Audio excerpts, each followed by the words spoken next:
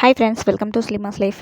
நம்ம சேனலை first time பார்க்குறதா லீமாஸ் லைஃப்க்கு சப்ஸ்கிரைப் பண்ணிக்கோங்க. நிறைய வீடியோஸ் ப்ளாக்ஸ் எல்லாமே காத்துட்ருக்கு. இப்போ வாங்க வீடியோக்குள்ளே போகலாம்.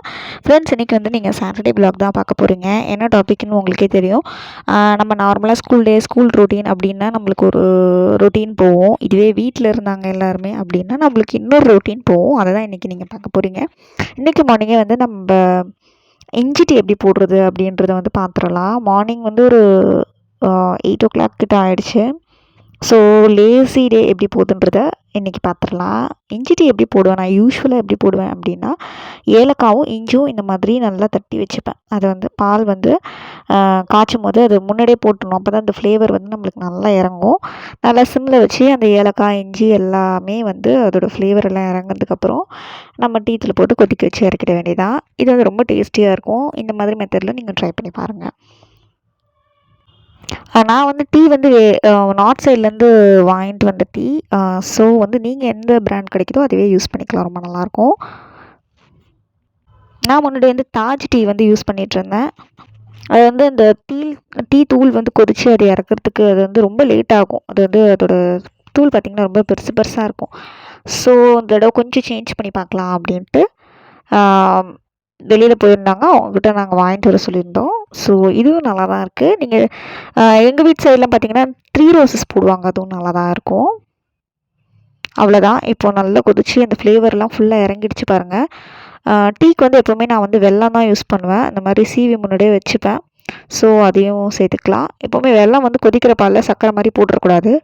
அப்படி போட்டிங்கன்னா பால் வந்து முறிஞ்சிரும்.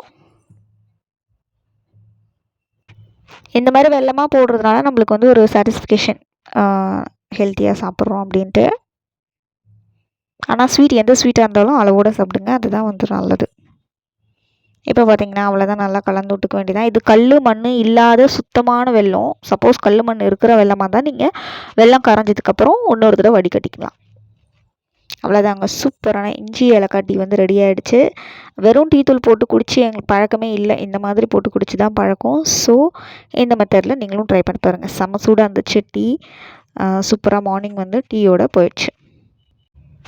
நானும் பசங்களும் டீ குடிப்போம். ஹஸ்பண்டும் டீ குடிப்பார். சம்டைம்ஸ் ஹஸ்பண்ட் வந்து லெமன் ஜூஸ் கேட்பார். ஸோ அவருக்கு தனியாக போட்டு கொடுத்துட்டு நாங்கள் 3 பேரும் தனியாக குடிச்சிருவோம். நீங்கள் காஃபி லவரா டீ லவரா அப்படின்றத எனக்கு வந்து கமெண்ட் பண்ணுங்கள். நான் வந்து எஸ்பெஷலி பார்த்தா எனக்கு டீ ரொம்ப பிடிக்கும். ஆனால் காஃபியும் பிடிக்கும். ஆனால் அது கரெக்டான கன்சிஸ்டன்சியில் இருக்கணும். அப்போ வந்து எனக்கு காஃபி பிடிக்கும். பால்லாம் நல்லா திக்காக இருந்தால் பிடிக்கும். ஸோ இன்றைக்கி வந்து பார்த்திங்கன்னா நான் வந்து இந்த மணி பிளான்ட் மாதிரியே பெரிய பெரிய இலை இருக்குது பார்த்திங்களா, அந்த செடி வைக்கிற வேலை வந்துச்சு லீவ் டேஸில். ஸோ அதை தான் வந்து பார்த்துட்ருக்கேன். ஒரே ஒரு இதழில் வச்சது அது வந்து இப்போ வந்து நல்லா வளர்ந்துருக்கு. அதே மாதிரி லீவ் டேஸில் வேறு என்ன ரொட்டீன் இருக்குன்னா, பசங்க எடுத்துகிட்டு போன ஸ்கூல் பேக்ஸு, அதுக்கப்புறமா பார்த்திங்கன்னா ரிப்பன் அதெல்லாமே துவச்சி போடுற வேலை இருக்கும். அவ்வளோதாங்க. மத்தியானம் சிம்பிள் லஞ்ச் தான் நான் இன்றைக்கி வச்சுருந்தேன். உருளைக்கிழங்கு ஃப்ரையும் எல்லா காய்கறியும் போட்டு நூக்கல் போட்டு வெஜிடபிள் பிரியாணி. மார்னிங் பார்த்திங்கன்னா நாங்கள் க்ளீனிங் ஒர்க் வந்து எல்லாமே பண்ணி முடிச்சுட்டு பசங்களெல்லாம் குளிக்க வச்சுட்டு துணி துவைக்கிற வேலைலாம் இருந்துச்சு சைட் பை சைடு. அது கூட வந்து நான் சமைச்சும் முடிச்சிட்டேன். ஸோ மதியானம் இதுக்குன்னு டைம் ஸ்பெண்ட் பண்ண முடியாதுன்றதுனால ஸோ டைம் வந்து கரெக்டாக இருந்தது. இது என்னென்னு பார்த்தீங்கன்னா, இந்த காக்ரோச் லைனர் வந்து நான் வந்து நைட் போட்டு விட்டுருந்தேன். அதனால் நிறைய காக்ரோச் வந்து செத்து இருந்தது. காலையில் பார்த்தோன்னா ஸ்ப்ரே வந்து ரொம்பவும் நம்ம அடிச்சுட்டே இருக்க முடியாது. அதனால் இந்த மாதிரி ஓரங்களில் இந்த மாதிரி வச்சு விட்டுட்டேன். ஸோ எனக்கு வந்து பார்த்திங்கன்னா மார்னிங் வந்து காக்ரோச்லாம் நிறையா வந்து இறந்துருந்தது. இந்த மாதிரி தான் இருக்கும். அதை வந்து பத்திரமா குழந்தைங்களுக்கு எட்டாத ஏரியாவில் நீங்கள் பார்த்து வச்சுக்கோங்க. இந்த மாதிரி லீவ் டேஸில் தாங்க இந்த மாதிரி ஒரு வேலையாக பார்த்து பொறுமையாக பண்ண முடியும். ஸோ அதுதான் நான் விலாக் எடுத்து போட்டிருக்கேன். பொட்டேட்டோ வந்து இந்த மாதிரி பாருங்கள், நல்லா சிம்மில் வச்சு வறுத்திங்கன்னா நல்லா கிறிஸ்பியாக ஆகிடுச்சு. நெய் வந்து மாற்றி வைக்கணும். மாற்றி வச்சுட்டு திரும்ப மறுபடியும் நெய் காய்ச்சலாம், அதையும் எடுத்து வச்சுருக்கேன். இந்த பிரியாணியில் லாஸ்ட்டாக நெய் போட்டு சாப்பிட்டிங்கன்னா ரொம்ப நல்லாயிருக்கும். பீட்ரூட் வந்து நான் இதில் வந்து சேர்த்துப்பேன் சம்டைம்ஸ். வெஜிடபிள் பிரியாணியில் நம்ம பீட்ரூட் வந்து 1-2 பீட்ரூட்டு செய்யாமல் அப்படியே வச்சுட்ருந்தா அது வந்து வீணாகிடும் இல்லையா. பொரியல் செஞ்சு முடிச்சதுக்கப்புறம் இந்த 1-2 பீட்ரூட்டு தனியாக இருக்கும் இல்லையா, அதை என்ன பண்ணுறதுனே தெரியாது. ஸோ அதை வந்து இந்த மாதிரி நான் பிரியாணியில் போட்டுருவேன். ரொம்ப டேஸ்டியாக இருக்கும். நீங்களும் ட்ரை பண்ணி பாருங்கள். சென்னை சைடில் வந்து இந்த மாதிரி வந்து பிரியாணி செஞ்சு சாப்பிடுவாங்க. நிறைய கடைகள்லேயும் நானும் சாப்பிட்ருக்கேன். ரொம்ப நல்லாயிருக்கும். இது பார்த்திங்கன்னா ஒரிஜினல் தேனுங்க. இந்த மாதிரி கன்சிஸ்டன்சியில் இருக்கும். கொஞ்ச நாள் ஆயிடுச்சுன்னா தேன் வந்து கொஞ்சம் அதாவது ஓல்ட் ஆயிடுச்சுன்னா இந்த மாதிரி வந்து உங்களுக்கு வந்து கட்டித்தன்மை பட்டுடும்.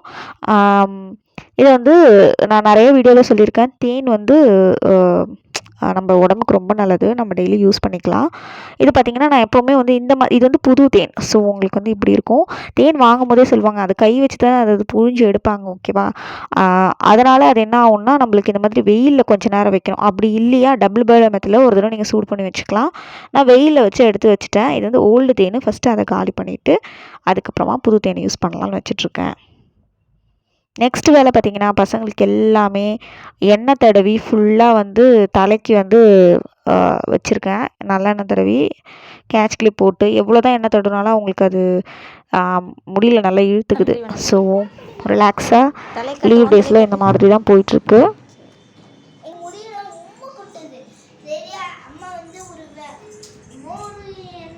சாப்பாடெலாம் செஞ்சு முடிச்சுட்டு இப்போ இவங்கள வந்து குளிக்க வைக்கிற வேலை இருக்குது. அவங்க 2 பேரையும் வந்து நல்லா ஹெட் வாஷ் பண்ணி குளிக்க வச்சிடணும். நல்லெண்ணெயா? இந்த மாதிரி பொறுமையாக எண்ணெய் தடவி குளிக்கிறதுலாம் லீவ் டேஸில் தாங்க முடியும். 1 hour later. அவ்வளோதான். ரைத்தாவும் ரெடி பண்ணிட்டேன். சைட் பை சைட் பச்சடி போட்டு சாப்பிட வேண்டியதான். உப்பு போட்டு லாஸ்ட்டாக உப்பு போடுங்க பச்சடியில். முன்னாடியே போட்டால் அது வந்து தண்ணி விட்ட மாதிரி ஆகிடுது. ஸோ ரைத்தா மட்டும் வெங்காயம் மட்டும் கட் பண்ணி வச்சுப்பா. லாஸ்ட்டாக தயிர் கூட போட்டுக்கலாம். ஆனால் உப்பு மட்டும் லாஸ்ட்டாக போட்டு சாப்பிட்டுருக்கேன். அவ்வளோதான். நிறைய காய்கறி போட்டு வெஜிடபிள் பிரியாணி, உருளைக்கிழங்கு ஃப்ரை, ரைத்தா. இது வந்து ஒரு சிம்பிள் லஞ்ச். ஆனால் கிராண்டான லஞ்ச் தான். பால் ஏடு வந்து ஸ்டோர் பண்ணதெல்லாம் எடுத்து வச்சுருக்கேன். டைம் இருக்கக்குள்ளே வந்து இது கட்டியாக இருக்கும்.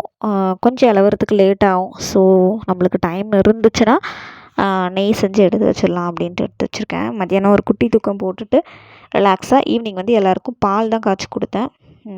ஈவினிங் வந்து பசங்களுக்கு டீ காஃபி வேணாம். நான் மட்டும் கொஞ்சமாக காஃபி போட்டுக்கிட்டேன். அவ்வளோதாங்க.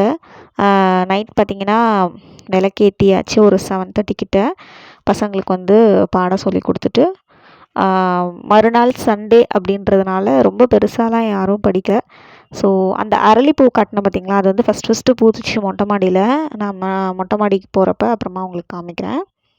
ரொம்ப நல்லா இருந்துச்சு. நாங்கள் சின்னதாக ஒரு களை வெட்டி வச்சோம். அது வந்து நல்ல பெரிய அழகாக ஒரு பூ பூத்துருக்கு. இப்போ தான் ரொம்ப நாள் கழிச்சு.